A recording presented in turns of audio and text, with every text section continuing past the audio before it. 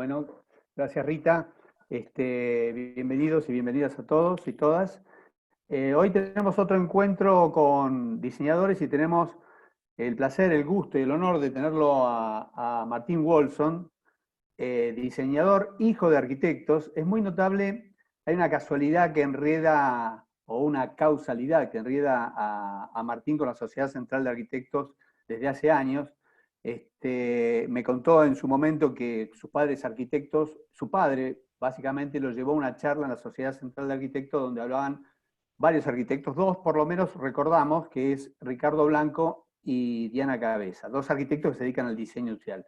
Martín debía tener unos 15, 16 años o algo así, no sabía que iba a estudiar, pero cuando vio a esos dos arquitectos decidió estudiar diseño industrial.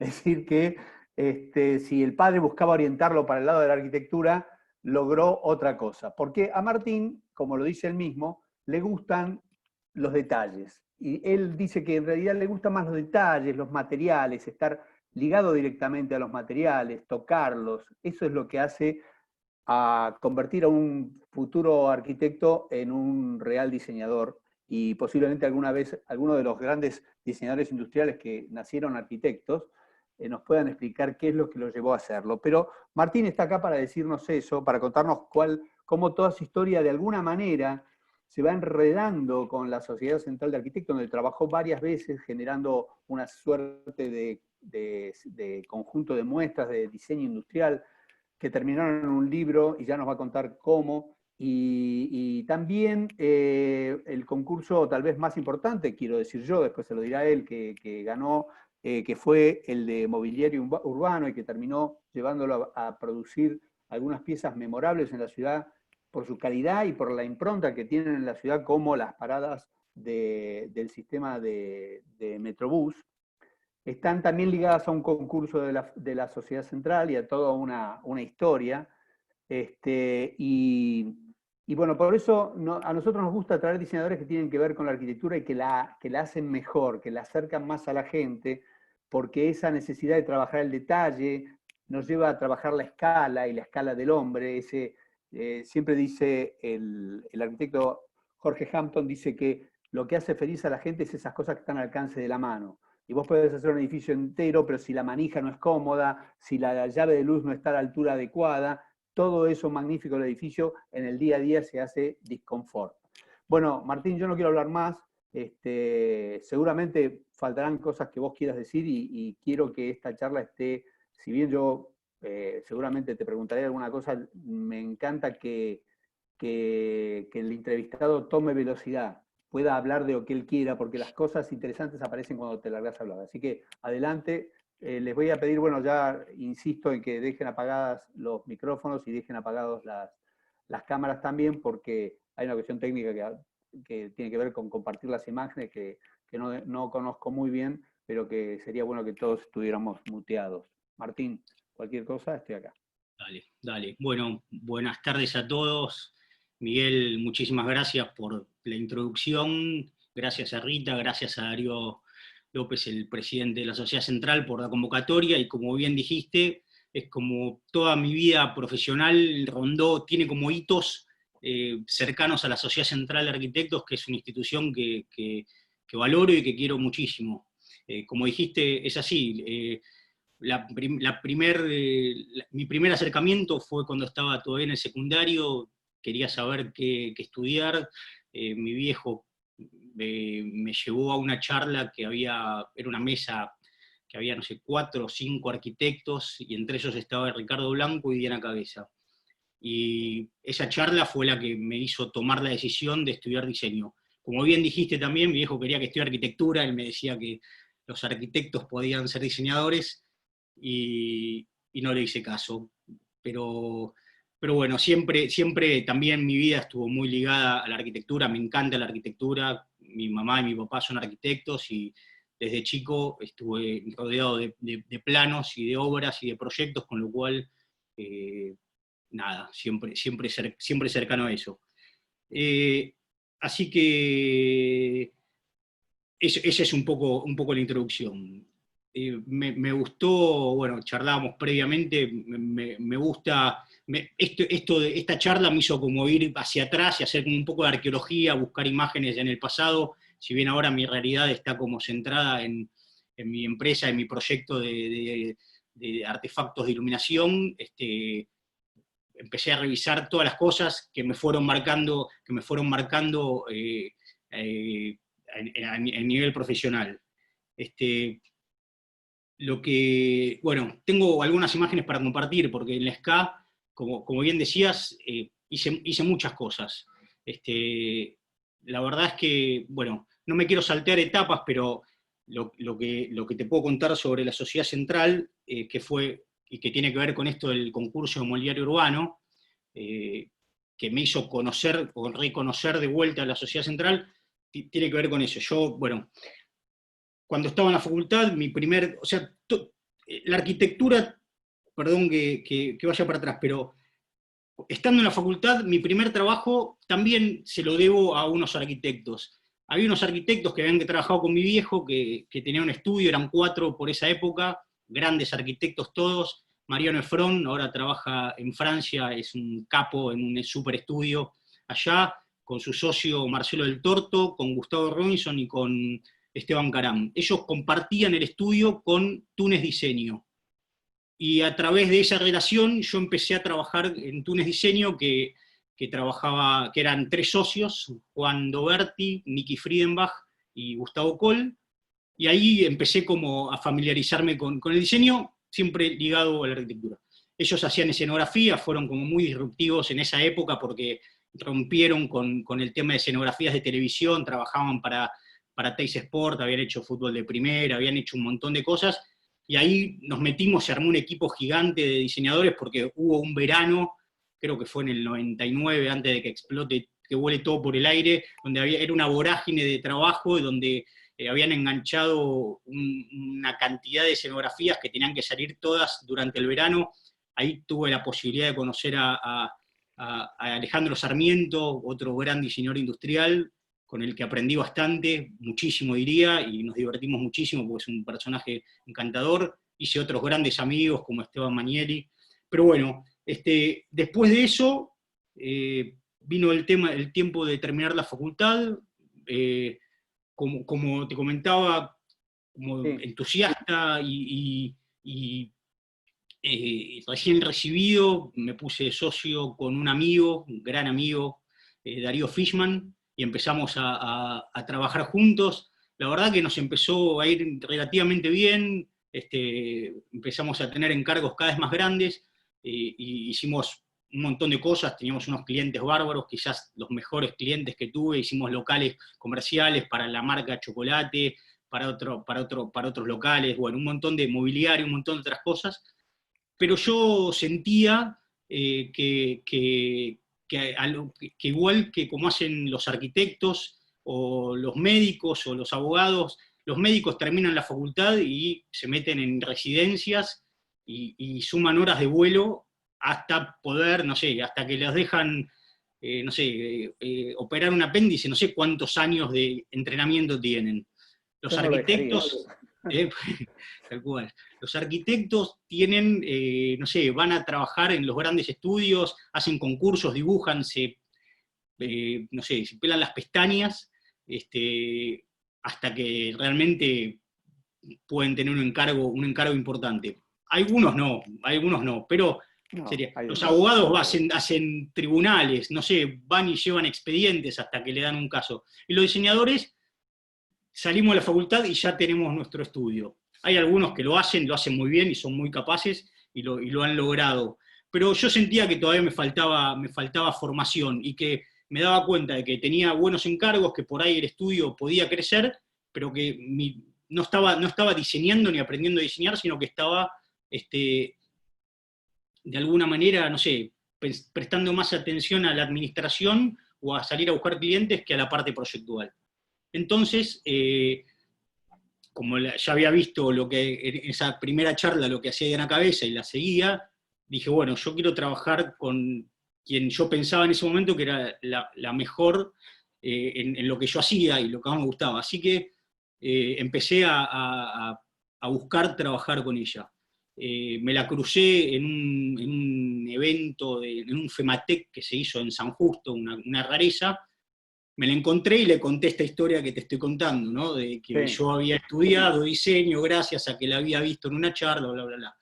Quedó ahí, y dice, mándame tu currículum, y empecé como a insistir, no mucho, pero a insistir, llevándole el currículum, llamando por teléfono, tratando de hacerme un espacio ahí en el estudio de Diana. Un año después, o meses después, no me acuerdo, me llamó un día y me dijo, mira, tengo un encargo, hay un trabajo, durará unos 3 meses, ¿te interesa? Le digo, sí, me interesa. Justo, otra de esas casualidades, Diana, te estoy hablando en el año 2000, ¿no? Mm. Mac no existía, y yo, por en capricho de la facultad, me había comprado en segundo año una Mac. Entonces, Diana trabajaba con Mac y era una rareza encontrar un diseñador que dibuje en Mac, porque no dibujaba nadie en Mac. O sea que ahí ya tenía un plus para engancharme ahí con Diana. Bueno, resulta que empecé a trabajar, el proyecto se extendió y me quedé trabajando con Diana por 15 años, y es donde aprendí y me formé profesionalmente en todo esto. Bueno, el tiempo dentro del estudio pasó, fui creciendo junto a Diana, y llegó el momento del concurso promovido por la Sociedad Central de Arquitectos para mobiliario urbano. Nosotros ganamos ese concurso, y el gobierno de la ciudad de Buenos Aires quiso que Estudio Cabeza, o Diana Martín, y porque el tercer eran los autores, los firmantes del concurso, era Diana Cabeza, Leandro Heine, otro arquitecto y colaborador de Estudio Cabeza, y yo, como diseñador industrial. Bueno, Leandro se había ido a vivir a España, quedábamos Diana y yo, y el gobierno quería contratarnos para que hagamos el desarrollo del concurso y armar los pliegos para poder llamar a licitación. Entonces, todo esto que te estoy contando, teóricamente lo iba ilustrando con fotos. Andamos a mostrar lo que tenés del concurso. O ponernos al tanto. O anda por orden, ¿qué es lo que tenés? ¿Eso qué? No, bueno, esto es algo que hice. Ahora, después de que te cuente esto del concurso inmobiliario, te voy a contar todo lo que me pasó con la Sociedad Central de Arquitectos, que fue muy lindo y que vino a raíz de esta relación con el concurso. Con lo cual, no está tan mal que no te lo muestre ahora todavía esto. Bueno. Puede esperar un minuto más. Bueno, te decía ¿Eh? No, digo que es muy simbólico eso que mostraste, que hiciste vos y por ahí la gente no sabe. Sí, lo dejamos. Igual ya lo sacaron. Bueno, te decía que había el gobierno nos quería contratar, pero nos quería contratar por un honorario. Sí, por ridículo. Por un sueldo. Sí, era ridículo.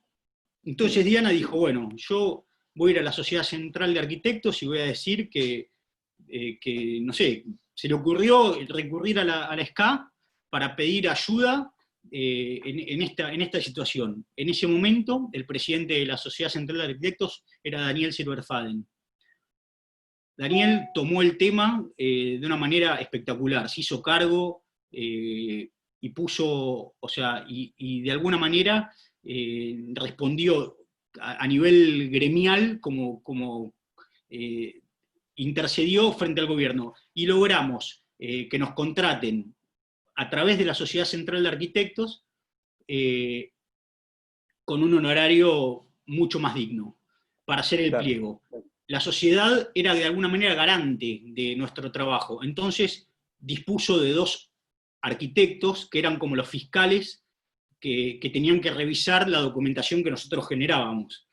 Esos 2 arquitectos, que también después generé un vínculo muy lindo, sobre todo con otro expresidente de la Sociedad Central, con Eduardo Bekenstein, y el otro también fue presidente, Enrique García Espino. Bueno, semanalmente yo iba a la Sociedad Central, me reunía, discutíamos, le mostraba la documentación, fue un trabajo aprendí muchísimo. Y a partir de todo ese ejercicio, me vinculé de vuelta nuevamente con la institución y generé un vínculo con Daniel Silverfaden y con otro arquitecto que estaba trabajando dentro de la comisión, que es el arquitecto Roberto Busnelli. Y entonces, con Roberto, de tanto estar ahí yendo y viniendo en la sociedad, me propusieron, se me ocurrió hacer un ciclo de charlas dentro de la sociedad. Y armamos como Martín, esto, sí, perdóname. no, que me gustaría que no nos sigamos, que porque vos tenés imágenes y podemos, de lo que estás hablando, que nos des Sí, algunas imágenes, porque sí, refrescamos un poquito la memoria. dale, dale. Este es el ciclo de conferencia, el símbolo del ciclo de Este es el conferencia, ciclo, ¿no? sí, sí, sí. Bueno, la ¿Se imagen no es llamaba? muy grande. El ciclo se llamaba Ardi. Parte de lo que yo fomentaba y fomento, yo creo que hay un vínculo muy estrecho entre arquitectos y diseñadores. Y de hecho, como te decía, mis dos grandes maestros, Diana y Ricardo, arquitectos dedicados al diseño. Cuando yo Sí. estudié, la mayoría de mis profesores eran arquitectos que se habían dedicado al diseño. Ahora ya está, ya hay muchas generaciones de diseñadores y la carrera está llevada por diseñadores y está muy bien. Pero la realidad es que es una carrera proyectual, también pasó con diseño Claro. gráfico, también pasó con otras disciplinas. Y está claro, y es una discusión de siempre, que un arquitecto tiene la capacidad proyectual de diseñar un montón de objetos y de elementos del mundo del diseño industrial. Pero muchas veces no tiene, bueno, obviamente que el diseño tiene una expertise y tiene cada vez más una especialización. Entonces, hay lugares, materiales, tecnologías a las que el arquitecto por ahí hoy no llega, o hay obras que tienen una envergadura tal que podrían incorporar como asesores a los diseñadores industriales. Ese era como mi foco. Yo quería convencer, sigo intentándolo, convencer a los arquitectos de que los diseñadores industriales pueden ser un asesor más, así como contratan a un estructuralista o un iluminador. Muchas obras, y lo hacen, sé que lo hacen algunos, podrían contratar a un diseñador industrial para agregar valor a los proyectos. Y lo que dijiste de Hampton me parece que está por ahí. Bueno, entonces, nada, este ciclo era justamente juntar a arquitectos y a diseñadores que hayan trabajado en conjunto en distintas ramas del diseño y de la arquitectura, pero que hayan podido generar algún vínculo. Por ejemplo, ¿te acordás de alguna dupla de las que juntaron? No tengo imágenes de esas No, pero ¿te charlas. acordás? Sí, claro, o sea, fue desde Martín Bodas, fue, bueno, había invitado a un arquitecto del norte, Arturo de Tesanos Pinto, que es jujeño. Había, ahora tendría que hacer memoria, se me fueron los nombres, pero seguramente se me van a venir, pero bueno. Mostranos más. Sí, no, y bueno, a raíz de ese vínculo, en un momento creo que el director del MARC era Hernán Bisman, y bueno, lo querían poner un poco en valor, y surgió la posibilidad de hacer un remate para el edificio, y entonces yo me ofrecí a hacer el proyecto y a gestionarlo. La verdad que lo más interesante de este trabajo fue haberlo gestionado, porque conseguí, era todo Corian, recién estaba empezando el tema de la iluminación LED y el tema del cambio de color, que era todo transiluminado y podía mutar ese color, el color de esa marquesina. Bueno, o sea que al final bueno, fue un trabajo interesante. Y después este proyecto devino en otro proyecto lindo que hicimos con Roberto Busnelli, que fue un desarrollo que se llamaba Escamas, y que también lo habíamos hecho para un hall de un edificio de Roberto, y nada. Bueno, y ahí también empieza a mezclarse el tema de la iluminación, ¿no? ¿Perdón? También es Corian. ¿Es Corian Sí, eso? esto es Corian. Corian, sí, se entrecortó, perdón, Miguel. Perdón. Sí, es Corian. Corian. Así que bueno, ese fue un poco la relación con la sociedad central y con todo. Después, bueno, como te decía, aparecen estos proyectos de mobiliario urbano que fueron muy importantes hay algunos proyectos antiguos. Esto que se ve, ya que estamos lo comento, este era un proyecto muy lindo que había hecho para un concurso de madera en Japón, en un estante que se llamó 7 octavos, lo habían llamado, lo hice con otros 2 amigos diseñadores, Isiu Chen, una amiga, y Juan Pablo Sorkin. Nada, nos habíamos enganchado con este concurso, diseñamos, nos seleccionaron, mandamos el prototipo a Japón, a una región que se llamaba Sagikawa, cosas de esto de hacer arqueología en el archivo. Y esto es otra cosa muy linda que me dio el gusto de hacer con mi papá. Participamos del concurso, un concurso que organizaba Ternium Siderar, hicimos una escalera, que era esta escalera modular que se podía fabricar y no sé qué, y bueno, nada, sacamos creo que el segundo premio, y bueno, nos hicieron el prototipo, nos entregaron un premio, fue también algo lindo. Otro proyecto que había hecho con Busnelli para una firma de muebles, pero me meto rápido en lo de mobiliario urbano y después vuelvo. Cualquier cosa, ahí está. Bueno, ahí está, mobiliario urbano. Ganamos el ¿Cuáles eran los concurso. desafíos? ¿Cuáles eran los grandes desafíos de esto, del mobiliario urbano? Unos cuantos. Como te decía, bueno, nosotros ganamos el concurso, después esto había que llevarlo a la realidad. El desafío o la impronta de esto era la cuestión contextual, ¿no? Bueno, Diana era una estudiosa de Buenos Aires, de los barrios porteños, de los materiales. Entonces, este proyecto tiene como, más allá de toda la cuestión funcional, estética, también todo un background y un pensamiento y una reflexión sobre lo que es Buenos Aires. O sea, justamente lo interesante del proyecto era que no era unos paradores o todo un sistema de paradores, de señalética digamos, de otros elementos que podían aterrizar en cualquier ciudad. Estos estaban pensados para Buenos Aires, estaban muy inspirados en los barrios, en rescatar materiales como la fundición, que tenían que ver con los sumideros, el tipo de construcción, que era una construcción clásica, inspirada, las columnas, por ejemplo, en las viejas farolas de base, fuste y coronamiento. O sea, había mucho pensamiento, más allá, obviamente, de la cuestión funcional, de la cuestión estética, de la cuestión productiva, ¿no? ¿Y la parte de fundición qué son esas piezas arriba?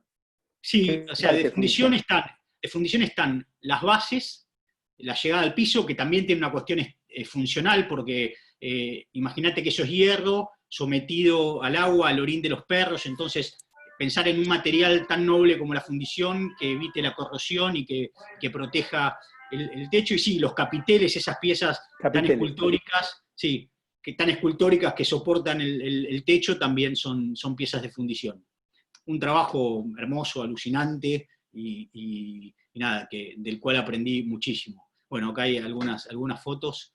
Este está frente ahí al Museo de Arte Decorativo, que era como un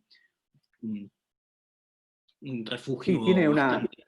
Tiene además de esa reminiscencia porteña, si se quiere, tiene una síntesis maravillosa, ¿no? Es decir, todos esos paradores son una línea, son muy sintéticos, ¿no? Sí, o sea, conceptualmente tienen un montón, inclusive los paradores grandes tienen como una leve curva, la idea era no generar pasillos urbanos, ¿no? Claro. Exactamente, entonces, y también te invitaban a entrar, bueno, un trabajo bastante, muy profesional, donde se trabajó, aparte con un montón de asesores, eso también fue un aprendizaje, ¿no? Los diseñadores por ahí no estamos tan acostumbrados como los arquitectos a trabajar con asesores, y acá hubo asesores de todo tipo, fue un trabajo muy, muy, muy interesante.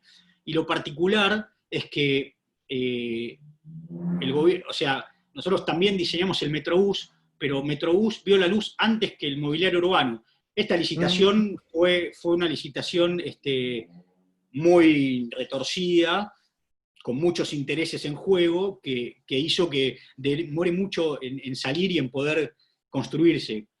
En el medio se hacían prototipos, íbamos a talleres, veíamos partes, pero en un momento apareció el proyecto del Metrobús, y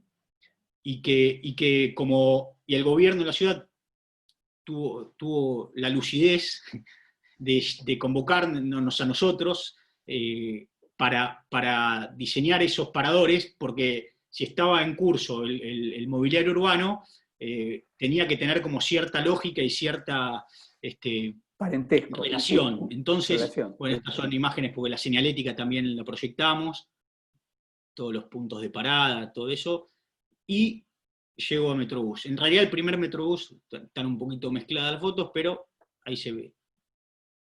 Llego al Metrobús. El primer Metrobús que se hizo fue el de Juan B. Justo. ¿Cuáles eran, una vez más, cuáles eran los desafíos del Metrobús? ¿Cuáles eran los problemas de hacer estas paradas?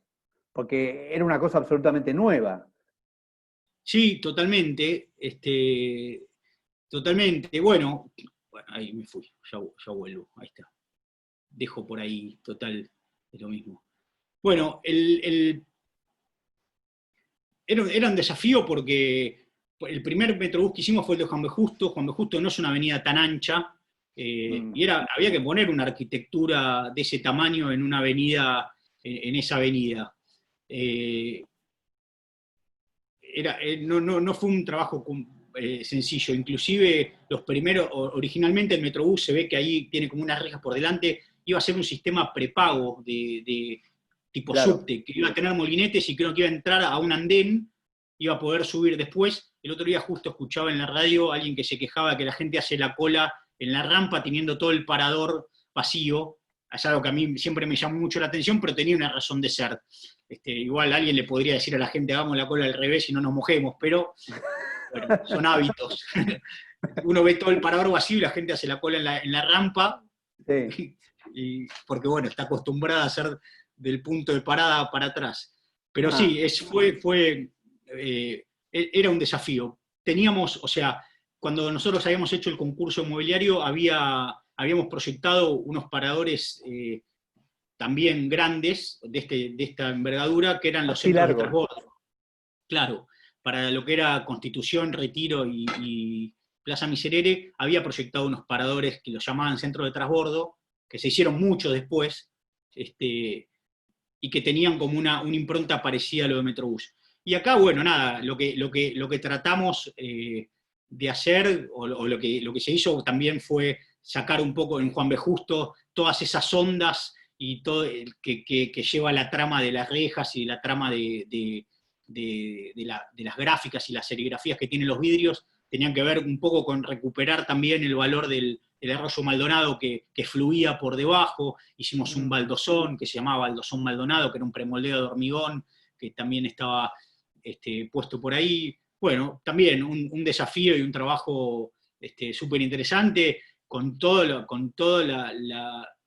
complicado que es también tener como comitente al gobierno de la ciudad, más que nada por los tiempos políticos, las inauguraciones y la mar en coche. Pero bueno, la verdad Y que además fue una obra que se hizo contrarreloj, ¿no? Se hizo muy rápido. Exactamente, exacto, sí. Luego de Juan B. Justo vino la 9 de julio, también polémico por todo lo que implicaba en una avenida tan importante para la ciudad, plantar semejante arquitectura en el medio de la avenida, y bueno, ahí también rescatar el verde y esas serigrafías en los techos y trabajar con la proyección de las luces y las sombras. Bueno,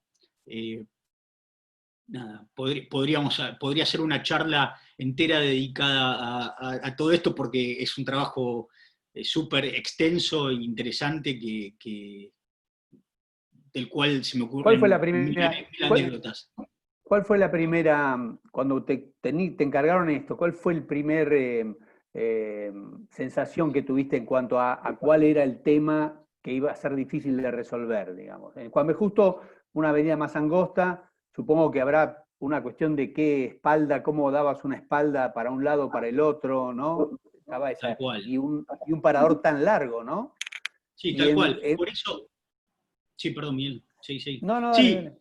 no, lo de la espalda, bueno, por eso trabajar con esas rejas y las transparencias para tratar de no generar un muro en el medio de la avenida. En Juan B. Justo estaban desfasadas las estaciones, con lo cual había un juego ahí. Y bueno, acá en la 9 de julio estaban están centradas. Todo un tema, acostumbrarse a que los colectivos iban a venir en contracarril, ¿no? Porque no se podía cambiar el sentido de... Pero bueno, nada, un desafío, pero la verdad es que fue una obra, se convirtió en una obra bastante emblemática de la ciudad. Sí, y tenía un Este, riesgo grande, ¿no? Impactar en sí, una avenida tan simbólica, por lo menos, o que tiene una impronta tan importante en Buenos Aires, llegar hasta el Obelisco, digamos, todos esos lugares son como complicados. Tiene un impacto urbano grande, quiero decir, tal ¿no? cual. Bueno, y también lo que tienen estos proyectos, sobre todo haberlo hecho con Diana, porque que siempre fue muy interesante, si bien es una diseñadora increíble, es arquitecta, y eso también es impresionante para un proyecto de esta naturaleza, porque Diana mira el contexto, miraba el paisaje, miraba el entorno, o sea, una mirada mucho más holística y global de lo que era la ciudad. Yo, como te contaba, soy más del detalle, por ahí yo me enganchaba resolviendo técnicamente el encuentro de la columna con cómo íbamos a colgar el banco, el cesto, la parte como más de detalle, y ella la parte, pero bueno, había un equipo, diseñadores gráficos, era un equipo importante bueno, los iluminadores, Entonces, así como estructuralistas. En Juan B. Justo la gráfica y los ploteos eran olas, acá son como hojas, ¿no? Son como hojitas, claro, son como hojas, una trama de hojas, un poco en el primer tramo de la 9 de julio había que, bueno, después se plantaron y ahí se plantaron unos árboles espectaculares en esos canteros que Sí. separan el tránsito vehicular de los colectivos, pero bueno, hubo una primera reacción por no tocar el verde de esos canteros centrales, entonces bueno, de qué manera, y también eso, generar una sombra, pero no dejar de ver el cielo. Mm. Había muchos aspectos a tener en cuenta. Ahí está, ahí se ve la trama de las hojitas y cómo proyecta, bueno, todo eso que se proyecta en el piso y en la gente y el color verde, era todo buscado, ¿no? Digo, Es muy linda también la imagen de noche de estos sí, paradores, ¿no? ahí está. Esa luz Ahí. continua, Sí, la idea era esa eso, luz que sea como larga. algo continuo, que sea esa tira continua, que uno vea que está acompañada tanto por esa cenefa transiluminada como por las luminarias, ¿no? Que no haya corte, sino que sea como esa línea continua. Y bueno, y después siguió mi vida profesional más allá de Metrobús y mobiliario urbano. Yo paralelamente, durante muchos años, con un amigo y socio, ahora socio, Martín Freijo, que es ingeniero, yo en realidad había participado con Darío Fishman, mi otro amigo, de un concurso para la Cámara del Cobre. Habíamos hecho una lámpara de pie, y con mi amigo Martín, también se llama Martín, un día dijimos, che, ¿por qué no la fabricamos? Y nos pusimos a fabricarla para ver si podíamos hacer un negocio, un emprendimiento. Y empezamos haciendo 10 y salimos a Mm. venderlas y las vendimos, y después hicimos 50 y después hicimos 100, y bueno, nos entusiasmamos y empezó a crecer un emprendimiento, que, que fue creciendo con los años, que le fuimos dedicando muchas horas de nuestros después de hora de nuestros trabajos, cuando salíamos ¿Vos tenías alguna predilección por la iluminación? ¿Te gustaba? ¿Le habías puesto un poquito de onda a eso? No, no, había sido el disparador este concurso, que como era del cobre, se nos había ocurrido con Darío hacer una lámpara, y como hicimos esa lámpara, porque el cobre nos remitía a la electricidad y que el contacto y la luz, quedó esa lámpara y después, años más tarde, con Martín la vimos, che, hagamos algo, nos entusiasmamos y arrancamos. Y trabajando los fines de semana, después de hora, fue creciendo, fue creciendo, fue creciendo, y en un momento, bueno, en un momento se sumó Jorge, que es el padre, Jorge Freijo, que es el padre de mi socio, que una persona con una experiencia increíble de haber trabajado en grandes empresas, y se entusiasmó también con el proyecto y nos dio una mano enorme, nos sigue dando, ahora lo tenemos guardado, pero sigue participando activamente de manera virtual, como casi todos. Como todos. Como todos. Y el proyecto fue creciendo, y en un momento me vi en la disyuntiva de seguir trabajando con Diana en el estudio. Fue una decisión muy difícil de tomar, pero bueno, me animé y la tomé y acá estoy. Así que hace más de 4 años que me fui de Estudio Cabeza y estoy con este proyecto, una marca que se llama Indie, que nos dedicamos a hacer artefactos de iluminación. Sí, ¿Tenés por ahí? sí, señor. Bueno, acá aparecen algunos proyectos de algunos artefactos. Esto es el Malva, el bar del Malva Ninina, que pusieron estos artefactos, un proyecto de Estudio Berardo. Acá participó Estudio Herreros de España, Martín Torrado. Bueno, eligieron este artefacto que se llama Aero, que está sobre la barra del bar. ¿El artefacto ya lo tenías diseñado vos o lo hiciste Sí, para el el lugar? artefacto lo teníamos. Sí, otro proyecto lindo es que se llama Casa Cavia, que es un restaurante que queda ahí en Palermo Chico, que hicimos todos estos artefactos de exterior.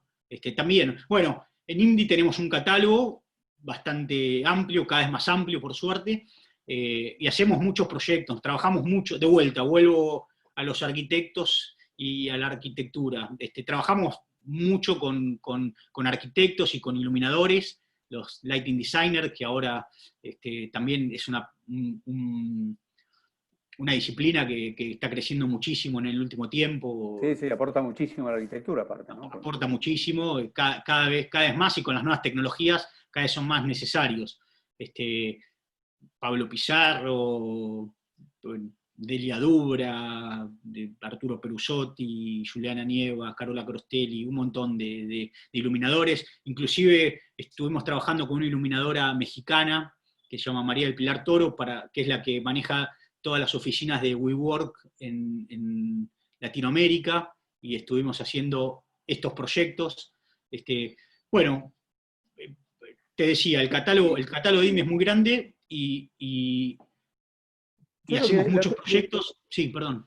No, porque ahora viendo todo el recorrido, uno se imagina todo lo que puede hacer un diseñador industrial. Vos has hecho cosas que son singulares, como el tema de señalética en la ciudad y los paradores del Metrobús, pero ¿cuáles son los temas cliché de los diseñadores? Yo diría no el cliché, sino esas cosas que quiere hacer siempre. ¿Viste? Una vez hablaba con una diseñadora industrial y me decía, no, para nosotros hacer un auto es lo mejor. Digo, pero vos no Sí, yo creo que, no sé ahora porque estoy un poco alejado de la academia, pero cuando yo empecé a estudiar, me animo a decir que el 80% de los que estudiábamos éramos fanáticos de los autos y queríamos diseñar autos.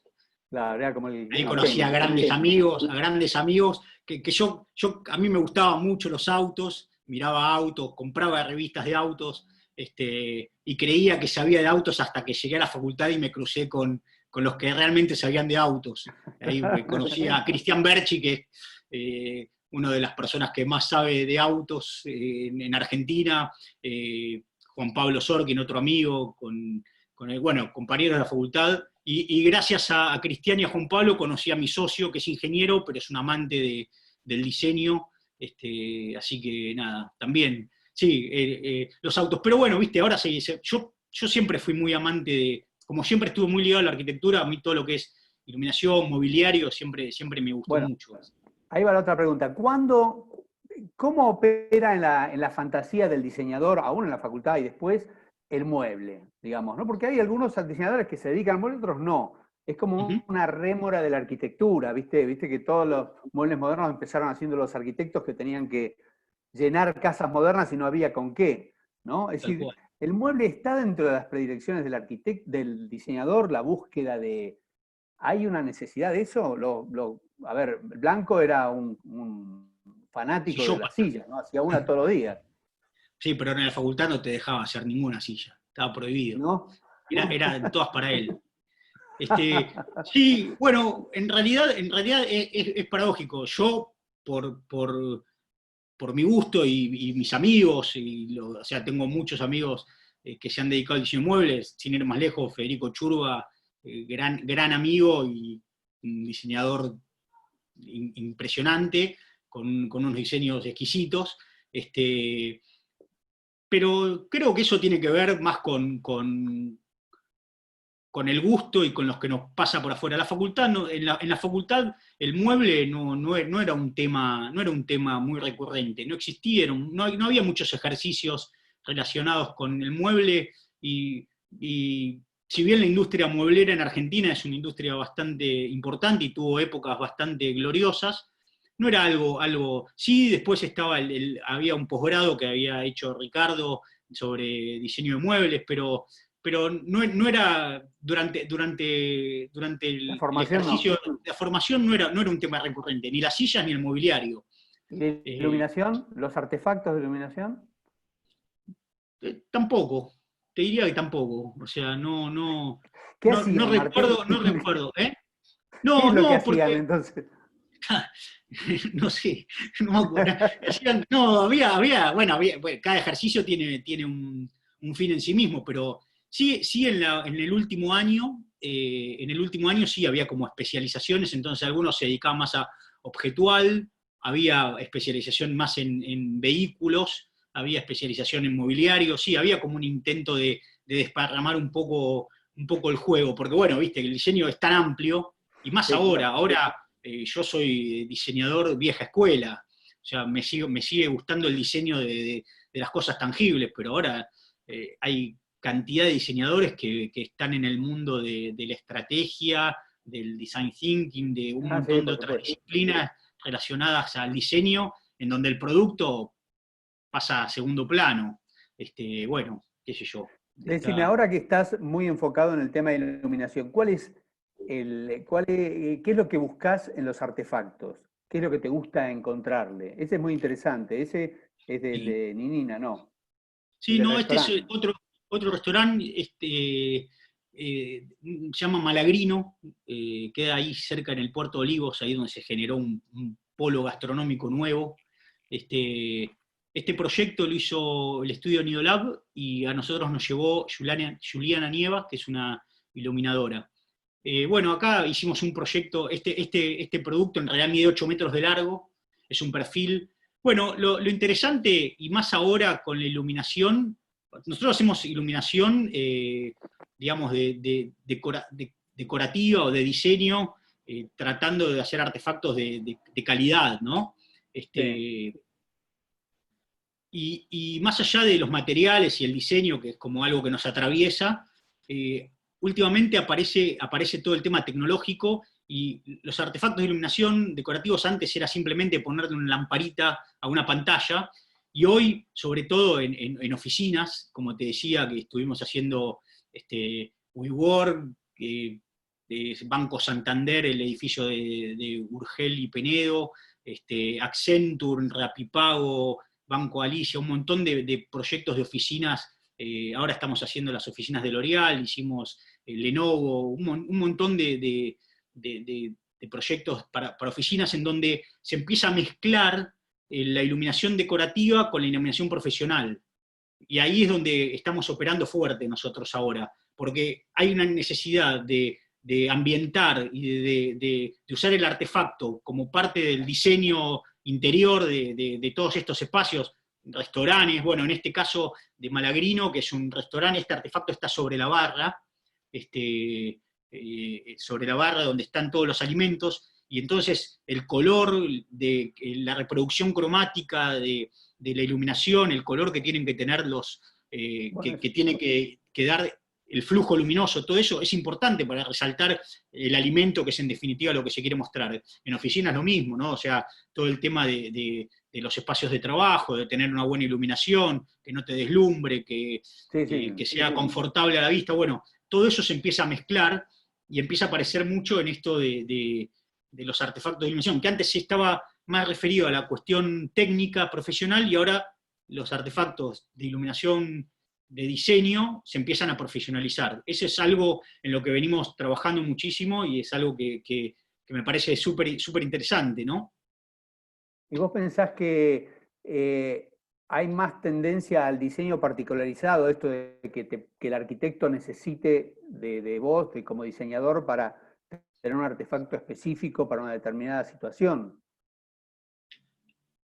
Esto Sí, es, yo voy a comprarlo a un supermercado, el artefacto, o cada vez más se da el hecho de que en el diseño del artefacto quede integrado en el concepto de diseño del lugar, por ejemplo, ¿no es cierto? bueno, están las dos cosas, o sea, por un lado, que a nosotros nos interesa y alimentamos ese mercado, no hay nada más lindo que tener un producto en la góndola o en un local y que vaya alguien, le guste y se lo lleve. O sea, eso es fantástico. O sea, con eso trabajamos un montón, tenemos un montón de clientes que compran, que exhiben y comercializan nuestros productos, y uno ni se entera y de repente uno va caminando por la calle, levanta la vista y ve una lámpara.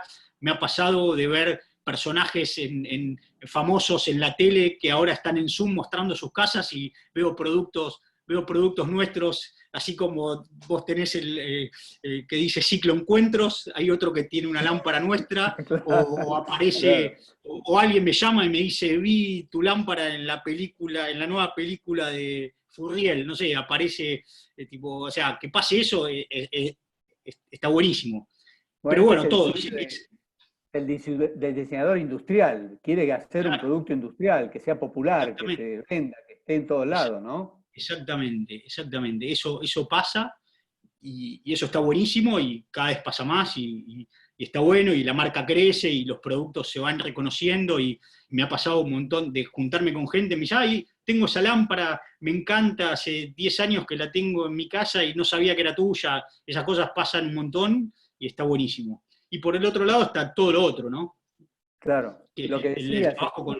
Sí. esto que decías vos, que vos luchás o te gustaría que el diseñador industrial sea parte, como un asesor más de una obra, así como está el de instalaciones, el de estructuras, el diseñador industrial está para hacer otras cosas dentro de las obras de arquitectura, ¿no? Es un poco lo que decías vos, ¿no? Te Sí, ves en ese totalmente. papel.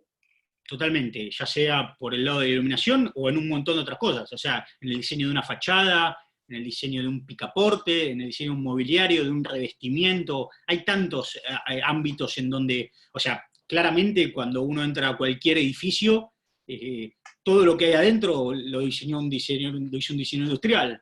Sí, pero inclusive vos me dabas un ejemplo de un encofrado que alguna vez hiciste, un trabajo sobre un encofrado para una escalera, ¿puede ser algo así? Sí, ¿O no estás sí, hablando sí, con eso? habíamos hecho con mi viejo todavía, él hace desarrollos, construyó varios edificios y sigue construyendo, junto a mi hermana, Es arquitecta. y es arquitecta Ella también. salió derecha. Esa salió derecha, no, pero si yo me había descargado, hay uno, el menor, que es biólogo, ese sí que Ese, ese sí que ese sí fue. que se reveló. Eso es una revelación. Ese Ese es un pudo revelación. revelarse de verdad, no como yo que quedé ahí a mitad de camino. Claro. Sí, habíamos hecho, o sea, en un momento él estaba con un edificio y le dije, ¿por qué los escalones no hacíamos algún encofrado? Entonces aprovechamos la tecnología de un proveedor que hacía chapa plegada y punzonada, entonces ya venía con un dibujo, una impronta, le hicimos bueno, nada, era un premoldeado de hormigón para resolver un escalón, pero bueno, digo, son como pequeños gestos que hacen a la identidad del proyecto, que pueden modificar, que no le suman costo, inclusive muchas veces pueden ayudar a abaratar algún costo, y que nada, que bueno, No, porque a mí me gustaba ese ejemplo porque uno se dice, bueno, voy a tener un diseñador industrial, ¿para qué lo quiero en la obra? y piensa, bueno, que me haga un mostrador, que me haga, no sé, unos artefactos de iluminación, una determinada cosa, pero de pronto aparece en algunas condiciones de la producción que uno no se imagina, como poder diseñar un encofrado o un tratamiento dentro de un encofrado, ¿no? Sí, por eso, Eso me por parece eso. muy interesante. Sí, el Eso me proyecto parece muy de interesante. escamas que hicimos con Busnelli, que era todo ese revestimiento para el hall, iba en ese sentido, esto del encofrado también. Bueno, y después en el medio, nada, para cuestiones más de interiorismo con otros arquitectos con los que trabajé, con Diego Friedman, con Tristán y con Axel. Ellos en una época hacían los locales de Aires, y ahí habíamos desarrollado desde, creo que tengo alguna imagen, a ver si la puedo mostrar, hemos desarrollado desde todo el mobiliario hasta, no sé, ellos querían una puerta, a ver si se ve la foto, voy a ver si aparece rápidamente, y si no, Creo que la vi al pasar hoy. sí, puede ser que esté más arriba. Bueno. Es maravilloso cómo las paradas de Metrobús se incorporaron rápidamente al paisaje porteño. Quiero decir, se convirtieron, hubo bastante resistencia con todo el sistema de Metrobús y qué sé yo, y la verdad que uno de los desafíos era incorporar esas piezas tan grandes en lugares tan visibles, pero tienen una incorporación, la verdad que quedaron bien, me parece. Se incorporaron al Incorporaron paisaje de visualmente. la ciudad, sí, sí, sí. Sí, y Sí, ahora son casi como de la identidad de Buenos Aires. Es muy sí, raro. es Uno, muy uno raro. como que, uno como que, como todo, después toma distancia o perdés la perspectiva, pero la realidad es que cuando uno se pone a revisar el trabajo que hizo, y cuando lo ve o lo estás contando, toma como otra dimensión. Esto, por Sí. ejemplo, era la puerta de uno de los locales. En esa época era un ruteado 3D que era muy, Madera es muy, esto. estamos hablando de hace 8 o 9 años atrás, me animo a decirte, y no era Esto es algo madera, tan, ¿no? esto es madera, era un macizo de madera. Bueno, toda esa pieza, resolver toda esa pieza compleja, todo el sistema de, de- de percheros y de mobiliario. Bueno, este es otro local de chocolate, también el Alto Palermo también, todo el tema de los percheros, el cielo raso, bueno, todos dicen, esto es el Aires también, todas unas piezas de herrería, corte láser, había como todo un trabajo, es viejo, no es algo que hoy, a la distancia, bueno, pero digo, lo importante era para ilustrar un poco hasta dónde uno se podía como meter, era meterle luz a un estante hace 8 o 9 años atrás. Recién aparecía la tecnología LED, no era algo Sí, tan, claro, sí, sí. tan común y tan trillado por ahí como ahora, ¿no? Sí, ahora Bueno, inclusive hay cintas más fáciles de colocar y un montón exacto, de exacto, recursos muy fáciles. exacto, bueno, Martín, nos deben quedar 2 minutos o algo más, no lo sé muy bien. No sé si bueno. esto tiene un contador, porque esto se va a cortar solo dentro de una hora. Pero bueno, nada, quería, por ahí se corta en medio de la charla, pero que es lo peor que puede pasar, pero nunca, Dios no lo este tipo de permite. charlas uno no quiere terminarlas nunca, y menos antes de tiempo. Eh, a mí me gustaba, porque me parece que vos lo entendés bien, de alguna manera, eh, no te voy a preguntar qué es la diferencia entre arquitectura y diseño industrial. Son dos pulsiones de diseño, de proyecto, las dos, pero hoy un poco lo dijiste en esa visión, que esta relación con Diana Cabeza, y que a vos te abocabas más al detalle, pero ¿qué es lo que le ves a la arquitectura que le falta de diseño industrial? Alguna vez Tito Varas decía, la arquitectura va a terminar siendo diseño industrial, decía. ¿Viste? De alguna manera, nosotros llamamos industria la construcción, porque nosotros construimos, pero es una industria pero que no trabaja en serie, y que tendría que ser cada vez más industrial para ser mejor, digamos, y menos repostería, ¿no? De alguna manera esa es como, ¿qué le ves que le falta de diseño industrial a la arquitectura? Sí, en realidad como reflexión, y de haber podido viajar un poco y ver cómo se construye en otras partes del mundo, en Argentina particularmente, yo creo que la arquitectura podría estar más industrializada. Se podrían usar métodos constructivos más industrializados. realmente, evidentemente, por el costo de la mano de obra, por tradición, por los materiales, se siguen utilizando métodos, como que la evolución de la construcción a nivel arquitectónica, en muchos casos sigue siendo como artesanal y tradicional. Y creo que hay un campo enorme para desarrollar en cuanto a industrializar un montón de procesos. Obviamente que los hay, que cada vez hay, no sé, cuando ves, hay obras que son súper tecnológicas, ¿no? Pero creo que de vuelta ahí hay un espacio para vincular esas disciplinas, para trabajar interdisciplinariamente y pensar las obras o pensar la construcción con una cabeza más industrial, poder plantear cosas más en taller, que ya vengan prearmadas, prefabricadas, o fabricar a pie de obra, pero con otra tecnología no tan, bueno, no tan artesanal, ¿no? Eso sería como... Y en ese sentido, ¿vos qué pensás que es lo que evita eso? Es decir, ¿qué está evitando esa industrialización? ¿Un problema económico en este país? ¿Un problema tecnológico en este país? ¿O un problema cultural de los arquitectos? Imagino que debe haber un poco de todo. O sea, claramente cuando los desarrolladores hacen la ecuación, la mano de obra en Argentina debe ser mucho más barata que los materiales o el material industrializado o el trabajo en taller más profesional o más tecnológico. Creo que seguramente, como no hay un empuje en ese sentido, no hay tantas empresas que hayan montado tecnología como para poder dar respuesta a esa construcción, y la parte cultural también, ¿no? O sea, también meter en la cabeza de los constructores o de los arquitectos una nueva manera de trabajar, no es fácil, uno tiene una inercia, a veces uno no se anima a arriesgar, qué sé yo. Hay un montón de gente más atrevida que innova y que prueba, y bueno, después si eso va bien, algunos lo siguen, pero bueno, será un proceso. ¿Vos pensás que la arquitectura va a ser cada vez más diseño industrial, como decía Tito Garras? No lo sé, no lo sé.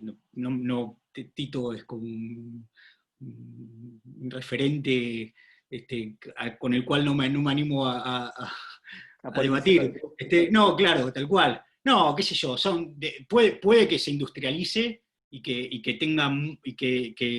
el diseño industrial pueda aportar cada vez más, o que la manera de pensar la arquitectura desde lo constructivo, digo, ¿no? Porque de lo proyectual, desde lo espacial, ahí los diseñadores no tenemos nada que hacer. O sea, ahí hay una visión y hay un estudio de lo que es el espacio, de lo que es el habitar, de lo que es la ciudad,